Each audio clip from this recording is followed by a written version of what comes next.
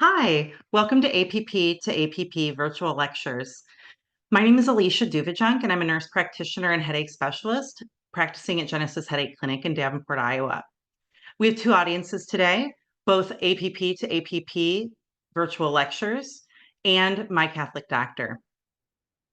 So as a headache specialist and an educator, I talk to a lot of providers, both general providers and specialty providers about headache and how to diagnose, how to treat, all of these things. And a common question that I get is, what happens what do you do when nothing works? What do you do when you have a patient that has probably been labeled as chronic migraine and you've gone through all of the things with them, right? They've gone through the generics, they've gone through a lot of the high efficacy preventative medications and acute medications, and just nothing is working. This patient is not responding how you would expect a migraine patient to respond to these therapies. And what do you do at that point? And my answer is usually, well, you need to figure out what you're missing. Um, and I realized, well, it's not a very helpful answer unless we expound upon that, which is why we're here today to talk about differential diagnoses for continuous daily headaches. So this is a two-part series. So this is part one, and we're going to focus on primary headache disorders that can present as continuous daily headaches. So to start, we should talk about, well, what is a chronic headache? So this is the ICD-3 diagnostic criteria for chronic daily headache. So this is usually, for this definition, is usually going to be a tension type or migraine type headache. And the definition is that the patient has greater than 15 headache days per month for greater than 3 months. And they have to fulfill this other criteria. So of course they have to have multiple attacks, right? It's not just one. And it has to be, and if this is a migrainous chronic headache, you're going to expect that at least 8 of their headache days per month meet migraine criteria, with or without aura, or believed by patient to be migraine at onset, and relieved by triptan or ergot derivative. Although I would argue against that last part. That is not diagnostic in my experience. And we have to make sure there's nothing else going on.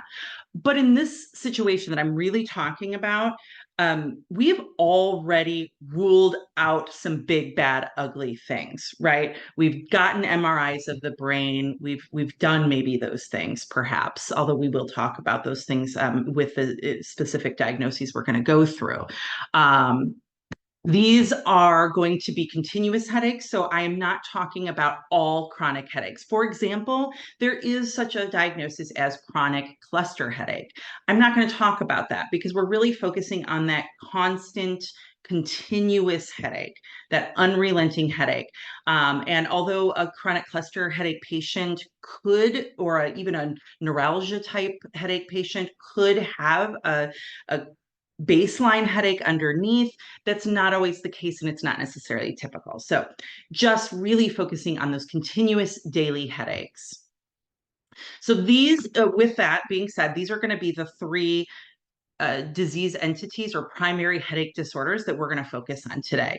We are going to go over chronic migraine, diagnostic criteria, how to diagnose, these kinds of things. I'm not so much going to focus on diagnostics and treatment in migraine because that's a very large topic and needs to kind of be its own lecture. But then I will go through chronic tension type headache. We will talk about some treatment options and presentations, and then go to a trigeminal autonomic cephalgia called Hemicrania Continua. So to start with chronic migraine is a really common disorder. And when you get a patient in consult for a continuous daily headache, it is not unreasonable to really think about chronic migraine as your diagnosis. And you should, because statistically, it is most likely going to be chronic migraine. So how do we diagnose migraine? We'll start there. Of course, you have to have multiple headaches attacks to get a diagnosis, and they each have to last anywhere from 4 to 72 hours, either treated or untreated, with at least 2 of those 4 qualities you see in the green boxes. So unilateral location, pulsating or throbbing quality, moderate to severe pain, and almost, I would say most importantly, aggravation by and or causing avoidance of routine daily activity, right? Patients are going to their bed, patients are leaving school or work, those kinds of things. So they only need 2 of those. They don't need all of them. So you certainly could have a bilateral headache that was of moderate intensity, but pulsating in quality and makes you miss work. That still meets criteria, as long as you do have one of the following in the gray box, either nausea and or vomiting, or photophobia and phonophobia. So you don't have to have all of it in order to meet that diagnostic threshold. So you can see migraine is kind of one of these syndrome diagnoses, right? You have to have this, and you also have to have one of these. And it's a complex diagnostic pathway, so to speak. So, and that's complicated by the fact that lots of patients do not present typically. So this slide really is just outlining some things to consider. Only a third of patients have a migraine aura. So definitely we should not be identifying a migraine aura, the presence or absence of that, in our diagnostic criteria for migraine. The diagnostic criteria for migraine do not require GI symptoms. So you do not need to be nauseous and vomiting. Think back to that previous slide, right? You could have nausea and or vomiting, or you could have photophobia and phonophobia. Certainly you may have all of them, but you don't have to have GI symptoms.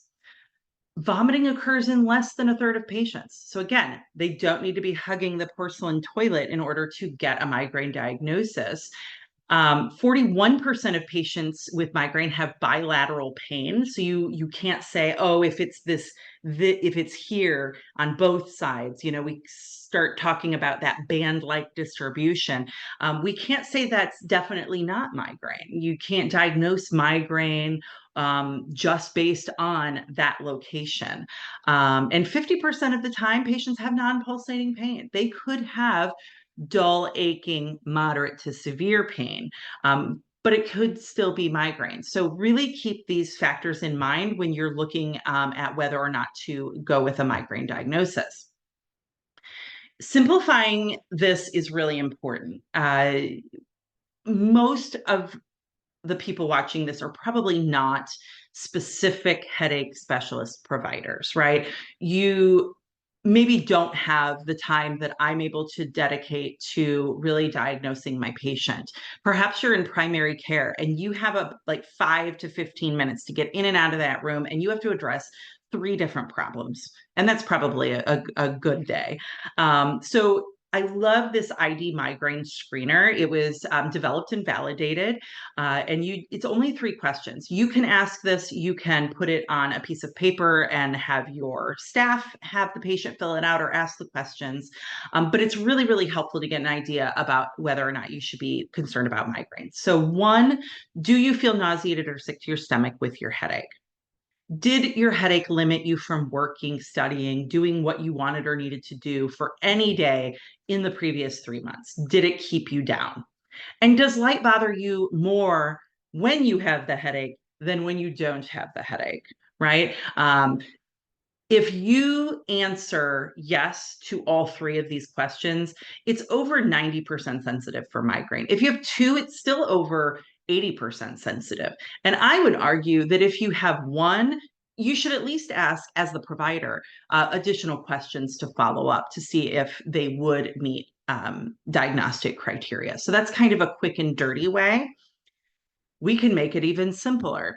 Going on to our next slide, this quote comes from Dr. Torpy. He is the medical director for Chicago Headache Institute. Although if you do talk to him, he will tell you this is not his quote. He said, so I learned this from one of my mentors, Dr. Torpy, who learned it from one of his mentors, Dr. Seymour Diamond, who is really considered the father of headache medicine. And the quote is, any patient presenting to your clinic with a chief complaint of headache that interferes with activities should be assumed to be a migraine until proven otherwise. This is a really pretty good rule of thumb because, like I said, statistically, you're probably looking at migraine. And even if you're suspicious for some other type of headache, maybe you're suspicious for a secondary cause of your headache, maybe a high pressure headache or a cervicogenic headache or something of that nature. Really, you're never going to go wrong most of the time by going through that workup while also starting the patient on some migraine treatment if that migraine or if that headache is migrainous. So I do always err on the side of treating it like migraine while really diving more deeply into additional possibilities and diagnostic testing. So that brings us to chronic tension type headache. I love talking about tension type headache, mostly because it's very commonly misdiagnosed. Not that tension type headache is misdiagnosed as a different type of headache, but other headaches are often misdiagnosed as tension type headaches. Most commonly migraine. Migraine is often misdiagnosed as a tension type headache because patients feel or have an understanding that a tension type headache means that you have a headache that is stemming from some kind of usually muscle or emotional tension. Not the case. If we look at tension type headache diagnostic criteria, I'm going to point out that there is no mention of tension, muscle tension, or emotional tension in this diagnostic criteria. In my opinion, it's just a very poorly named primary headache disorder. But it is what it is. It's a tension type headache. You, of course, again, have to have multiple attacks. These headaches can last anywhere from 30 minutes to 7 days, so they can be quite long or quite short, and have at least two of these qualities: a pressing, tightening, or non-pulsating quality, mild to moderate intensity, bilateral location, and it does not interfere with activities.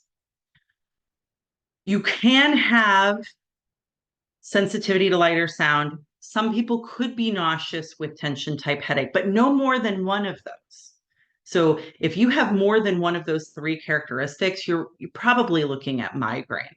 I also kind of want to point out that really this no aggravation by routine physical activity, that's really the clincher for me. And I said that about the migraine criteria too, right? I said, this is really the most important to me in my diagnosis is migraine interferes with your ability or your ease of function. Now, it doesn't mean that that migraine patient's not doing anything because they're at work, they're at school, they're pushing through. But that's the key word. They're pushing through. They're not at their best, okay? Tension type headache patients, on the other hand, their activity and their function is not affected by tension type headache. You would never miss work or school or cancel plans for a tension type headache. In fact, a lot of times, and we'll review this in the next slide, tension type headache, one of the best treatment options is exercise. Go for a walk. A lot of times that is the best treatment for a tension type headache. I do note that I will note kind of at the bottom that tension type headache is really, really prevalent. It's not quite a universal experience, but it's not far off. Many, many people, probably more people than not, have had a tension type headache in their lifetime. But because of what I said about that diagnostic criteria and tension type headaches not interfering with activities, even though it's the most prevalent primary headache disorder, it's the least common headache disorder that's going to present to your practice because these are so self-limiting. Patients are not usually going to their doctors and complaining about these particular headaches. So treatment is several fairly simple things. One, Trigger avoidance. That just means we're keeping good hygiene practices. We're getting good sleep. We're eating regularly. We're staying well hydrated. Those kinds of things can really be helpful for tension type headaches. If a patient needs more than that, physical therapy can be quite helpful. There's evidence for cognitive behavioral therapy, stress management, exercise programs, as I said before, as well as really good evidence for acupuncture, which is the case with several headache disorders. As far as medication, usually if patients are going to use a medication, it's going to be NSAIDs, simple analgesics, or acetaminophen, or caffeine-containing combinations. It is important with these patients to make sure they understand not to use these medications more than 2 to 3 times a week. I tell my patients twice a week because I know that they'll do more than I say. So I'll tell them twice a week with these medications, because more than that will cause rebound or medication overuse headaches. I know a lot of you may be familiar with talking about that secondary headache when we're discussing migraine patients, but it actually happens in any primary headache or almost any primary headache disorder. So you can see it in tension type headache as well. And as I said before, at the bottom, most patients do not seek evaluation for tension type headache. So if they're in your office, you might want to consider that it might be something else. So that brings us to the final primary headache disorder that we're going to talk about today. This is Hemicrania Continua. This is a much more rare diagnosis, and you, if you are a non-headache provider, you may or may not have ever run into this. And because of that, it is missed quite often. This is in a class of primary headache disorders called trigeminal autonomic cephalgias. So these are unilateral side-locked headaches that are associated with autonomic features. So we're going to go over what that means. But this is a chart that is out of Continuum, which is a resource that I love out of the American Academy of Neurology. And this is my favorite chart for talking about TACs or TACs. That's what we call them for short, because I think it's a really good visual of kind of the headaches in the class and kind of how to differentiate them. So to your left, you have the shortest lasting headaches that have the highest frequency per day. And all the way to the right is what we're going to focus on today. And that is the lowest attack frequency with the longest duration. So hemicrania continua is literally a constant, continuous headache. Makes sense why we're talking about it today, since that's our focus. So constant headache. And these two of these conditions on this chart, hemicrania continua and paroxysmal hemicrania, which are very related disorders, are something that we consider indomethacin responsive conditions, which means that indomethacin is not only the treatment for the primary headache disorder, it's also how we get to our diagnosis. So we're going to talk about that a little bit in some coming slides. So Hemicrania Continua Diagnostic Criteria is a unilateral headache fulfilling the rest of these characteristics. And so it needs to be present for greater than 3 months. You can have exacerbations of moderate or greater intensity, but it is always there. And you can have either or both of the following, either one or more of these following symptoms that I'm going to outline in a minute, or a sense of restlessness or agitation, or aggravation of the pain by movement. So basically that means it could go either way. So migraine patients, their pain is aggravated by movement, so they try not to move. If you talk about cluster headache, which we're not discussing today, those guys are restless. They pace the floor. Hemicrania continua, honestly, you could see either one. And then the signs, the other symptoms, these associated symptoms that are listed here are those autonomic symptoms that I mentioned at the when we started talking about this a slide or two ago. So this is going to be eye redness, tearing, lacrimation, nasal congestion, or a runny nose on the side. Usually these symptoms are on the side of the headache, so ipsilateral to the headache.